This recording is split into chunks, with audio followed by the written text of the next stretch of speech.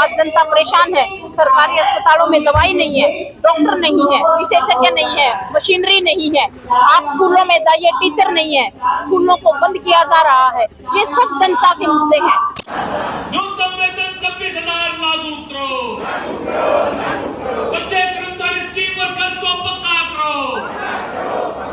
हरियाणा में तो जब मनोहर लाल खट्टर मुख्यमंत्री थे तो वो कह रहे थे कि लाल झंडे की बदमाशी नहीं चलेगी। अब भी हक नहीं मिला तो अगला कदम क्या रहेगा? देखिए, सरकार बनाने की और सरकार गिराने की ताकत जनता के अंदर होती है। कुछ बड़ा करने का ये ऐलान कर रहे हैं। सीधे तौर पे सरकार न मानेगी तो अगला कदम सीधे तौर पे ये है कि इस आंदोलन को बड़े रूपरेखा में हम लोग लेके आएंगे, इसमें कोई दो राय नहीं। नमस्कार, मैं रविंदर और आप देख रहे हो जनता की आवाज। इस समय करनाल हरियाणा से आपको तस्वीरें दिखाई जा रही है, जहां पर CITU के बैनर तले राज्य सम्मेलन का आयोजन किया गया है, जिसमें तमाम कर्मचारी यहां पर इकट्ठा हुए हैं। ग्रामीण सफाई कर्मचारी, ग्रामीण चौकीदार, आशा वर्कर, मिड डे मील, तमाम वर्कर यहां पर इकट्ठा हुए हैं। पूरे हरियाणा के कोने कोने से यहां पर वर्कर आए हैं। क्या कुछ मांगे लेकर वो पहुंचे हैं? चारों तरफ आप देख भी सकते हो कि लाल झंडे ही झंडे यहाँ पर दिखाई दे रहे हैं, क्योंकि CITU के बैनर तले ये राज्य सम्मेलन यहाँ पर रखा गया है।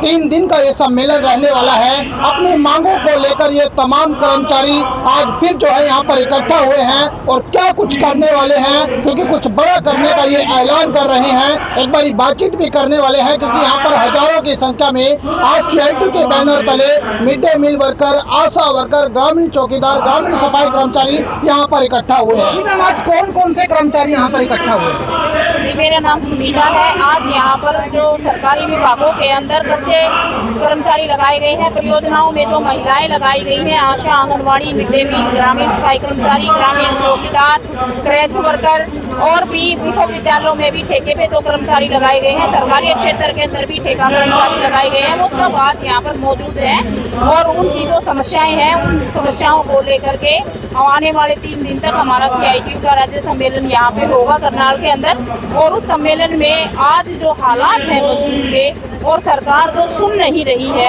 लगातार मजदूरों को बंधुआ मजदूर बनाने की जो सरकार ने तैयारी कर रखी है, नए लेबर कोड जो सरकार लेके आई है, हम मांग करते हैं सरकार से इस सम्मेलन के माध्यम से कि नए लेबर कोड को तुरंत रद्द किया जाए।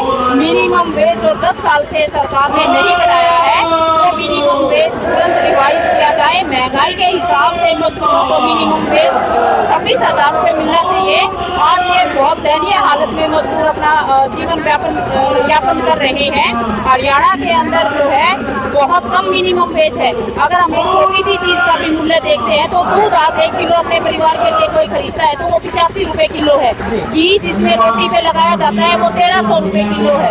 आज जब एक मजदूर को 10,000 रुपए, 11,000 रुपए न्यूनतम वेतन मिल रहा है तो उसके इलाज की बात तो दूर रह जाती है, उसका खाना भी बड़ी मुश्किल से हो पाता है। हम सरकार से मांग कर रहे हैं कि ये न्यूनतम वेतन तुरंत रिवाइज करके और इसको 26,000 रुपए लागू करे। और आज जो महंगाई है, महंगाई के हिसाब से न्यूनतम वेतन लगातार बढ़ना चाहिए। और जो सरकारी क्षेत्र के अंदर ये परियोजनाओं में और ठेके पे और पंचायतों के अधीन जो कर्मचारी लगाए गए हैं, इनको तुरंत पक्का किए जाने का प्रावधान किया जाए। ये सम्मेलन तय करेगा कि आने वाले समय में आगे आंदोलन की क्या रूपरेखा होगी। तो क्या लगता है मैम, क्या फर्क पड़ने वाला है इस सम्मेलन से? देखिए, बिल्कुल फर्क पड़ेगा।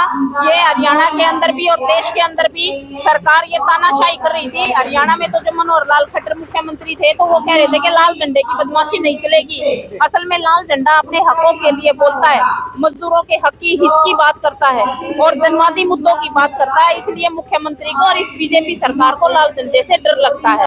और हमारे मुद्दे हैं, हमारी मांगे हैं, हमारी मांगों का समाधान नहीं होगा तो अंततः सरकार बनाने की और सरकार गिराने की ताकत जनता के अंदर होती है। जब जनता के मुद्दों का हल नहीं करेगी सरकार तो वो फिर किस बात की सरकार है, किस बात का राज है।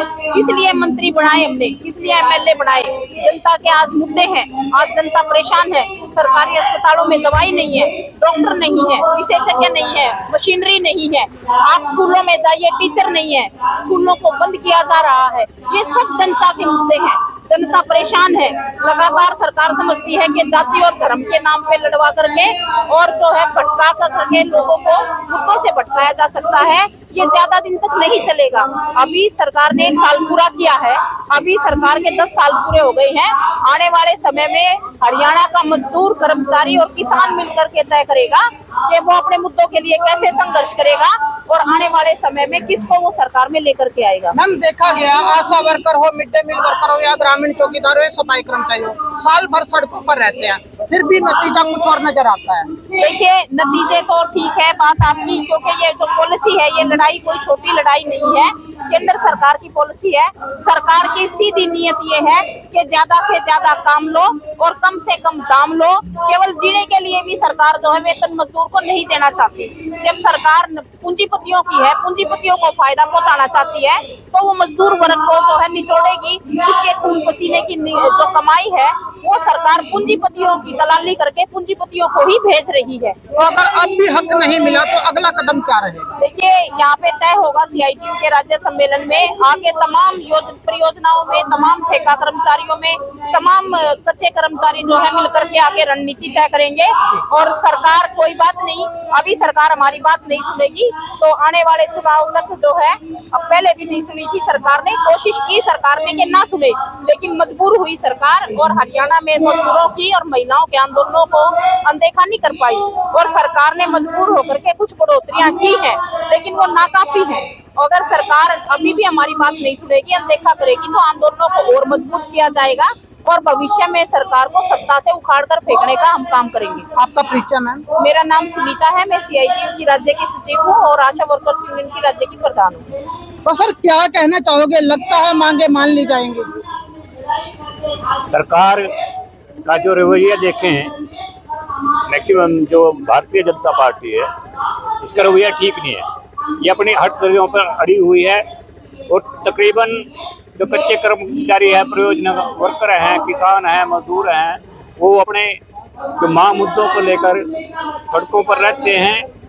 मैं मदन कल्ला ग्रामीण चौकीदार सभा स्टेट प्रेसिडेंट होने के नाते सरकार से मांग करते हैं कि जो भी कच्चे कर्मचारी उनको पक्का किया जाए, महिलाओं की सुरक्षा को बढ़ाया जाए, गरीबी को दूर किया जाए, बेरोजगारी दूर करे, अन्यथा ये तमाम जनता मजबूर होकर सड़कों पर आएंगे अपने मांग मुद्दों को लेकर। जय हिंद। जी सर, किन मांगों को लेकर इकट्ठा हुए हो आज?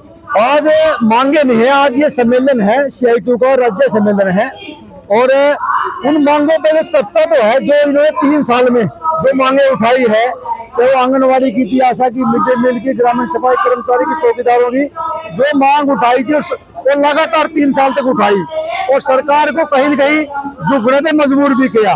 कहीं न कहीं 3 सालों में सरकार ने कुछ मानदेय बढ़ाया भी है इनका, लेकिन आज ये राज्य सम्मेलन है इनका, 3 साल में जो काम किए उन पर चर्चा होगी और आगे इनका राज्य का चुनाव, आज मान राज्य का चुनाव होगा इनका कल, उस राज्य के चुनाव में आगे जो भी रणनीति बनाएंगे कर्मचारियों को मांग मुद्दों को लेकर, उसके मजदूरों के जो मांग मुद्दों को लेकर, ये जो भी आगे रणनीति बनाएंगे सरकार के खिलाफ, भाई किस प्रकार हमें आगे आंदोलन लड़ना पड़ेगा, तो उस प्रकार की यहाँ भी चर्चा होगी। तो ये 3 दिन का सम्मेलन है जिसमें इनके राष्ट्रीय जो अध्यक्ष है लता जी वो भी आई हुई है और सचिव AR सिंधु जी भी आई हुई है।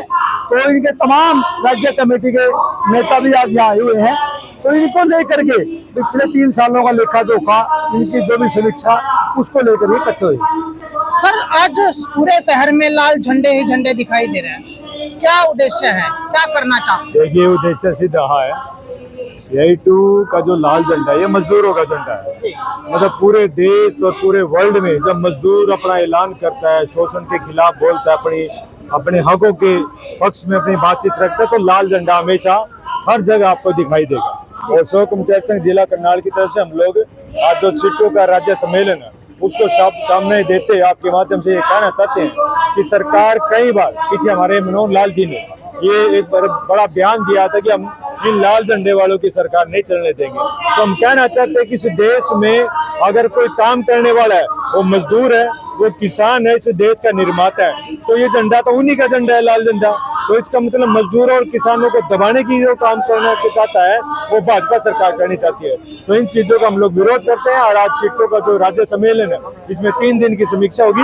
कर्मचारी संघ जिला करनाल की तरफ से उनका हार्दिक अभिनंदन और शुभकामनाएं देते हैं। सर, देखा गया पूरे साल भर कर्मचारी सड़कों पर रहता है, मिड डे मील वर्कर हो, आशा वर्कर हो, ग्रामीण चौकीदार हो या सफाई कर्मचारी हो, फिर भी कर्मचारी जो है ऐसे सम्मेलन करता हुआ नजर आता है, क्या कारण मानते हैं? देखिए, ट्रेड यूनियन एक्ट 1965 के अनुसार हम लोग श्रम कानूनों के तहत जो हमारी ट्रेड यूनियन बनी है उनके आधार से हम लोग ट्रेड यूनियन में सम्मेलन करते हैं। और ये सम्मेलन का जरिया सीधा तौर पे रहता है कि 3 साल समीक्षा की जाए कि हम लोगों ने किस तरीके के आंदोलन करे हैं, सरकार से क्या डिमांड करी है, कितना हमारे को मिला है, या जिनको हमने जिम्मेवारियां दी है ट्रेड यूनियन में वो लोग कितना खरे उतर पाए उस पर। इन चीजों को लेकर हम 3 साल का ये ट्रेड यूनियन का जो सम्मेलन था, अगली जो जिम्मेवारियां नई जिम्मेवारियां उन साथियों को देने का हम लोग तो काम करते हैं। तो इसलिए जो ये आए दिन सड़कों पर जो आंदोलन रहता है ये ट्रेड यूनियन का एक हिस्सा है। आवाज उठाना एक ट्रेड यूनियन का हिस्सा है। लेकिन सरकार श्रम कानून लेके आके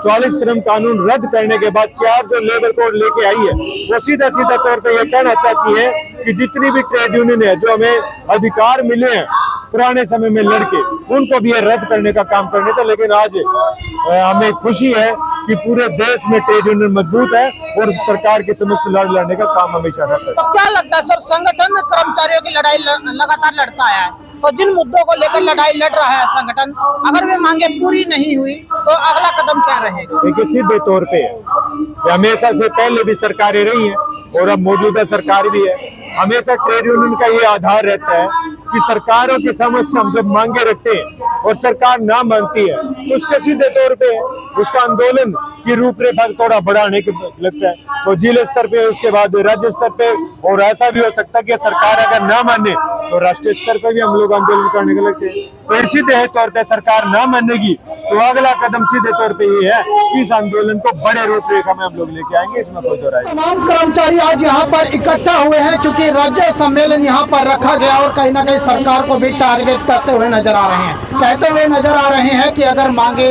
नहीं मानी गई, जो मुद्दों को लेकर संगठन लगातार चल रहा है, उन मुद्दों का हल नहीं होता तो आगे की रणनीति कुछ और हो सकती है। जी हाँ, यहाँ पर तमाम कर्मचारी समय यहाँ पर इकट्ठा थे और आपको बता दें पूरे हरियाणा के हर जिले से कर्मचारी यहाँ पर पहुँचे हैं और अपनी मांगे बताते हुए नजर आ रहे हैं कि उनकी मांगे क्या है, क्या मुद्दे लेकर वो लगातार चल रहे हैं। तो वीडियो को ज्यादा से ज्यादा शेयर कीजिएगा। धन्यवाद।